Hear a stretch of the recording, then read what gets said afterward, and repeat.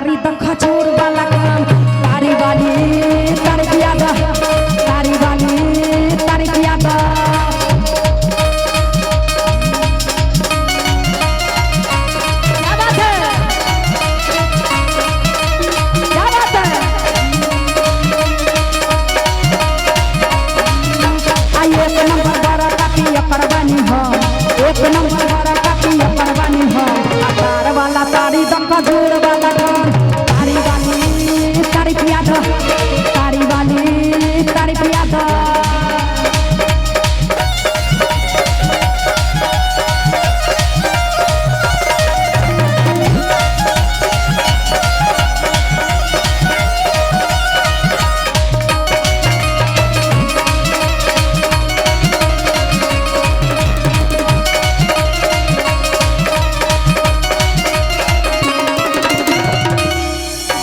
बोतल से न काम चली घोइले से पिया अब बोतल से न काम चली घोइले से पिया आ तारी वाली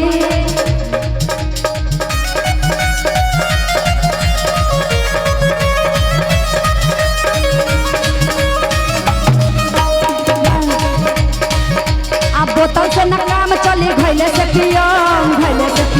हम घोइले से पिया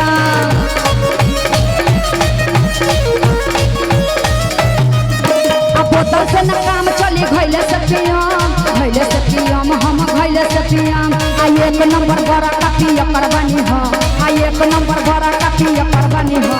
तार वाला तारी द खजूर वाला तारी वाली तारी पिया द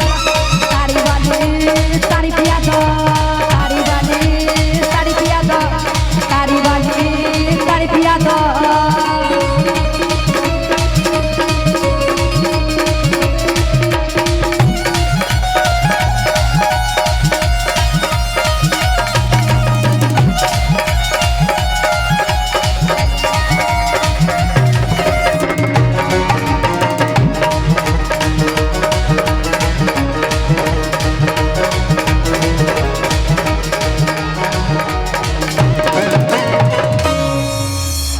कि हमारा राजा जी दिन में न बोले कि रतिया में चोली खोले वही नाम तो देखिए ना बाप रे बाप कि हमारा राजा हमारा राजा हमारा राजा हमारा राजा हमारा राजा जी हमारा सैया जी हमारा राजा जी दिन में न बोले कि रतिया में चोली खोले रतिया में चोली खोले हमारा राजा जी ओ हमारा राजा जी हमारा राजा जी दिन में ना बोले कि रतिया में चोली खोले कि रतिया में चोली खोले हमारा राजा हमारा सैया हमारा राजा जी हमारा सैया जी हमारा राजा जी दिन में ना बोले कि रतिया में चोली खोले कि रतिया में चोली खोले रतिया में चोली खोले कि रतिया में चोली खोले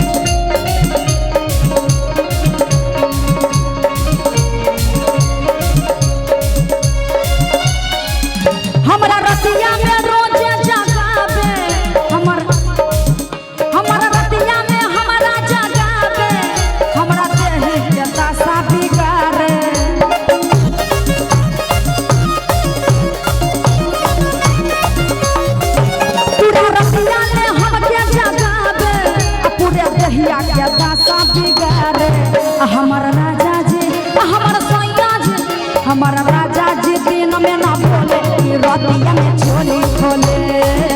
कि रतिया में चोली खोले हमारा राजा जी दिन में ना बोले कि रतिया में चोली खोले कि रतिया में चोली